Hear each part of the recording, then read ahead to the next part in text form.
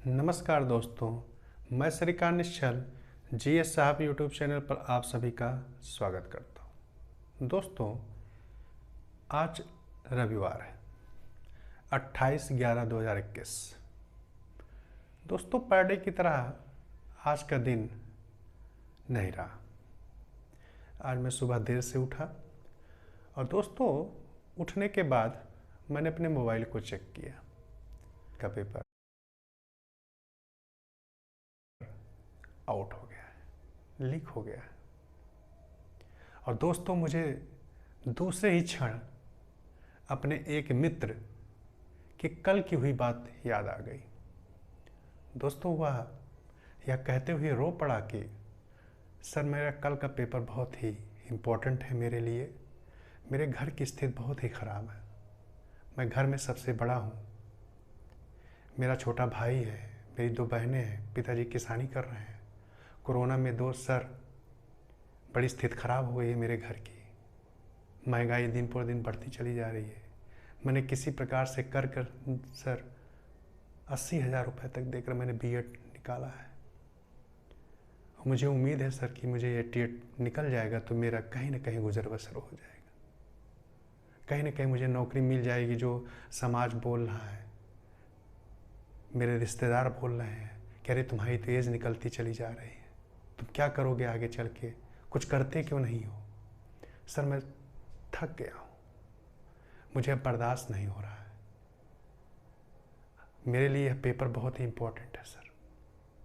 और यह कहते कहते मेरे दोस्तों उसकी आंखों से आंसू गिरने लगे। ये दोस्तों एक व्यक्ति की, एक विद्यार्थी की कहानी नहीं है। आज का पेपर आउट होना ऐसे कितने भी दोस्तों के घर की स्थिति आज एक क्षण के लिए उस विद्यार्थी के सामने गुजर गई होगी कि अब मैं क्या करूंगा।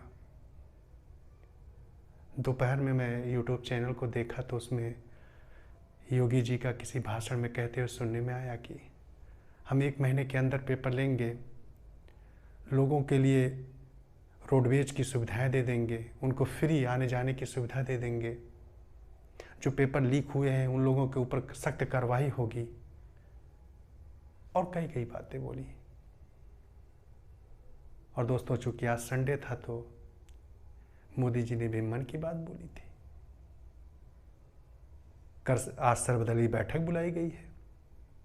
क्या किया जाए, कल शीतकाल स्टार्ट होने वाला है।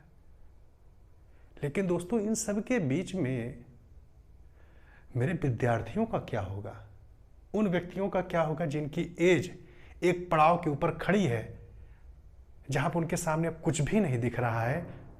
एक ये पेपर जो यूपी टेट का था, उनको लग रहा था कि निकल जाएगा तो मेरे घर की माली हालत सुधर जाएगी, मैं अपनी बहन की शादी में अपने पिताजी की मदद कर सकूंगा। दिन रात लगे हुए थे, भगवान का नाम लेते रहते थे कि भगवान मेरा निकल जाए, ईश्वर मेरा निकल जाए।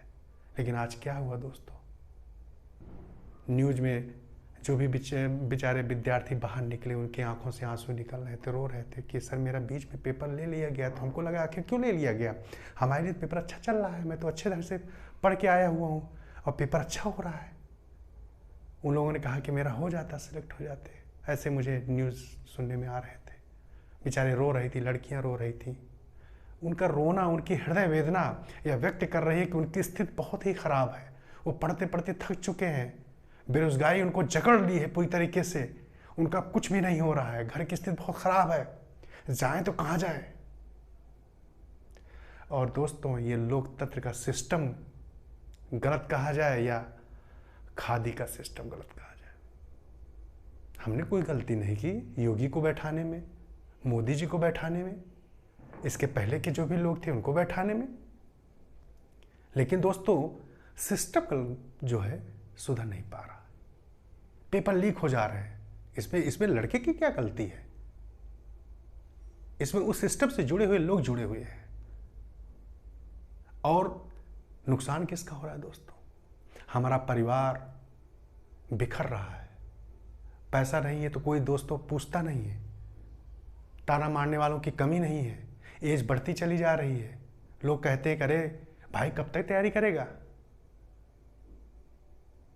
और दोस्तों गरीबी जो होती है ये कुछ भी नहीं देखती, लोग सिर्फ आपको ताना मारेंगे। अब बताइए दोस्तों क्या करें। रोते हुए चेहरे, अपने हाथ में प्रवेश पत्र को लिए हुए 2-2, 3-3 दिन से, 1-1, 1.5-1.5 महीने से लगे हुए हैं कि किसी प्रकार से मेरा हो जाए। लेकिन आज क्या हुआ? क्या चुनावी सभा में कह देने से, चुनाव नज़दीक हो जाने से कि हम सिस्टम को सही कर देंगे, हम उन लोगों को पकड़ के बंद कर देंगे, हम आपके लिए बस सेवा शुरू कर देंगे, हम मन की बात में फला बातें बोल देंगे, क्या इससे उस व्यक्ति की, उस विद्यार्थी की, उसकी मनोदशा ठीक हो सकेगी जो आज उसके साथ गुजरी होगी? मुझे लगता है बिल्कुल नहीं। तो कहने मात्र से कुछ नहीं होगा दोस्तों। आज का दिन बहुत ही खराब गया।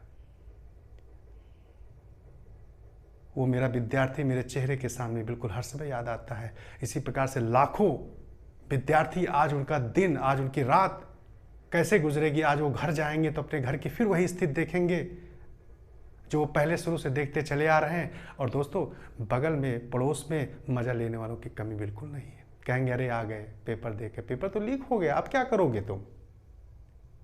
अब दोस्तों सोचिए उस व्यक्ति के ऊपर क्या गुजरेगी,